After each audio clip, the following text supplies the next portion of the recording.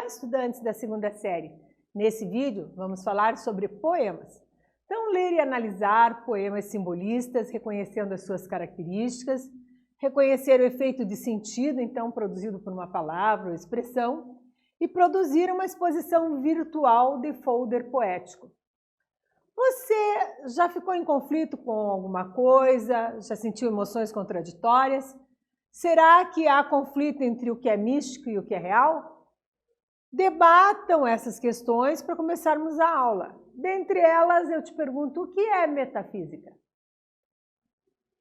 O poeta Alfonso de Guimarães, poeta simbolista, quando escreveu Ismália, trabalhou bem essa questão da metafísica. Então, acompanhe a leitura do poema Ismália a seguir. Quando Ismália enlouqueceu, pôs-se na torre a sonhar. Viu uma lua no céu, viu outra lua no mar. Nos sonhos em que se perdeu, banhou-se toda em luar. Queria subir ao céu, queria descer ao mar. A atividade 1 sobre esse poema, você relê, ó. Quando Ismália enlouqueceu, pôs-se na torre a sonhar. Viu uma lua no céu, viu outra lua no mar. Então, a primeira estrofe, que é essa aqui, o que ela faz? Ela desencadeia uma sequência de imagens, com as quais o sujeito poético, aquela pessoa que fala no poema, o lírico, atribui uma dimensão lírica e metafísica à loucura de Ismália. Identifique e explique essas imagens. Faz aí que eu te aguardo aqui.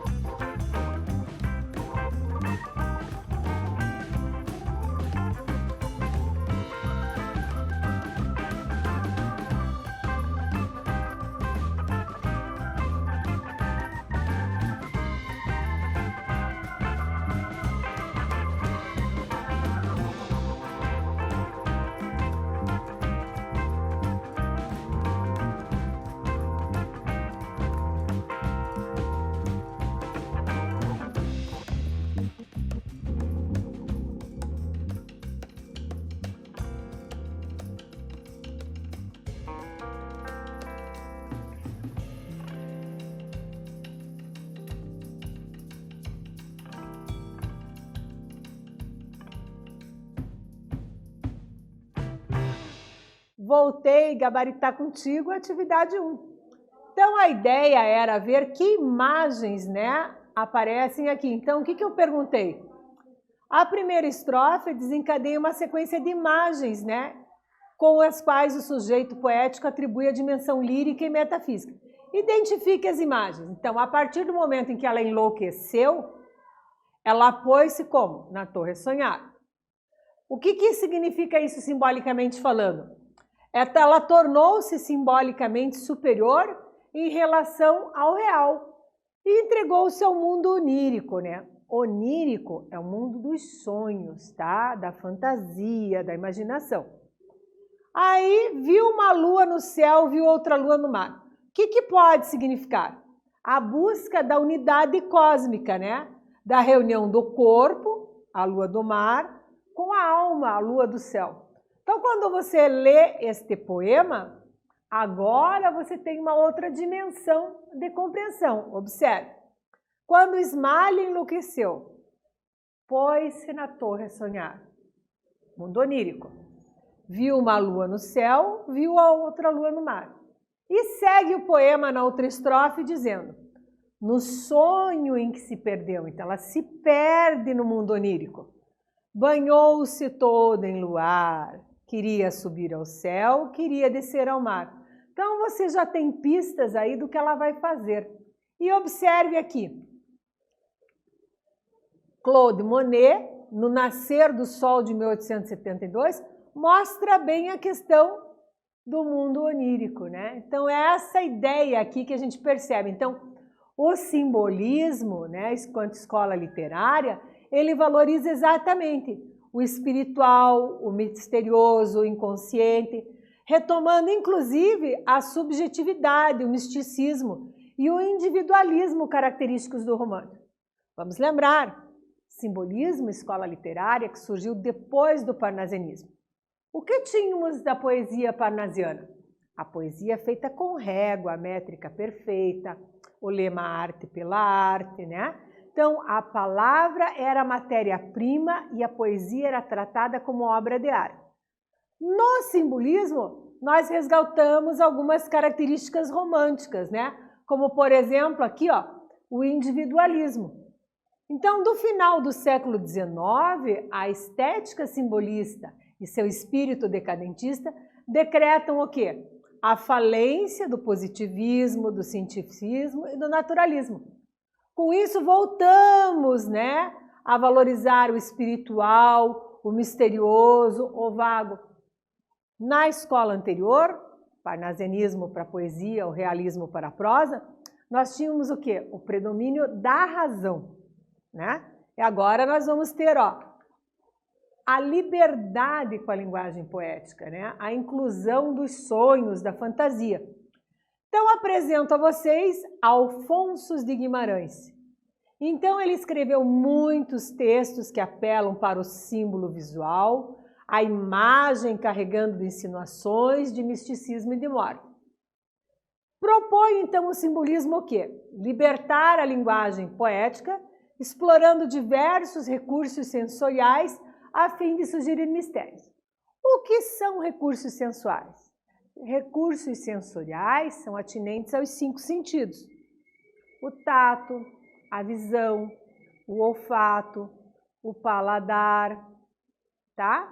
Então, assim, ó, quando eu olho os 5 sentidos, né, eu estou observando, ó, o que eu posso ver, né, no sentido da visão, o que eu posso ouvir da audição, tá? Então, assim, apurando. Então, de repente, lá, um aroma de um brigadeiro vai aguçar o quê? O seu paladar, por exemplo, né? Através do quê? Do olfato.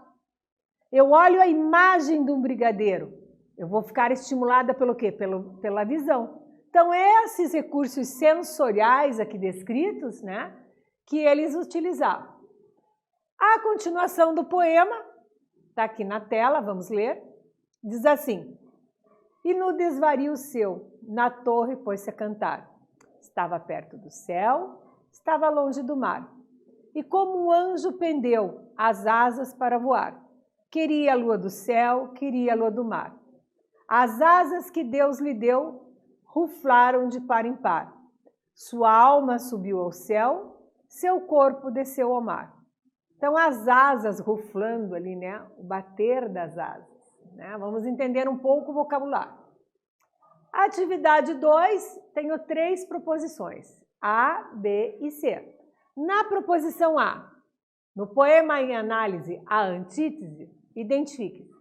Lembrando que a antítese, longe, perto, né? Quente, frio, tá? Então, exemplos de antítese. Vamos ver no poema o que tem. Qual é o tema do poema? De que forma as antíteses, então, acentuam essa temática proposta na letra B? Na letra C, identifique no poema elementos responsáveis pela sonoridade. Ó. Voltando aqui o poema, eu tenho, ó, e no desvario seu, na torre pôs-se a cantar.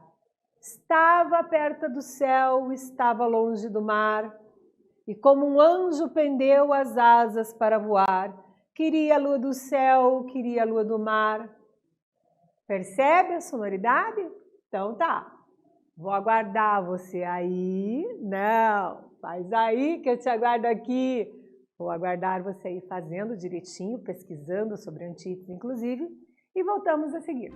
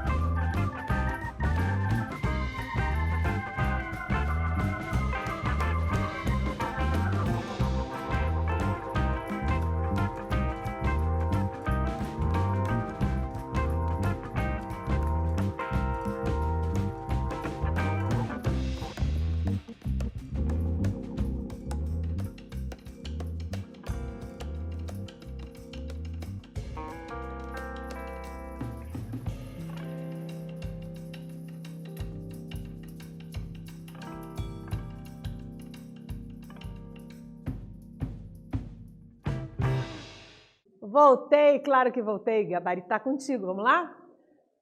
No poema, em análise, a antítese. Então, vamos dar uma olhadinha aqui desde o começo do poema. Vamos resgatar o poema aqui com a prof. Ó. Eu observo aqui, ó. Quando Ismael enlouqueceu, pôs-se na torre a sonhar. Viu uma lua no céu, viu outra lua no mar. No sonho em que se perdeu, banhou-se todo em luar. Queria subir ao céu, queria descer ao mar, ó. Já encontro aqui, ó, subir e descer, dentre outras. Agora vamos olhar na continuação do poema. E no desvario seu, na torre pôs-se a cantar. Estava perto do céu, estava longe do mar. Pegou mais uma antítese? Perto, longe. E como um anjo pendeu as asas para voar. Queria a lua do céu, queria a lua do mar. As asas que Deus lhe deu ruflaram de par em par. Sua alma subiu ao céu, seu corpo desceu ao mar. Percebeu aqui bem nítido, subiu e desceu?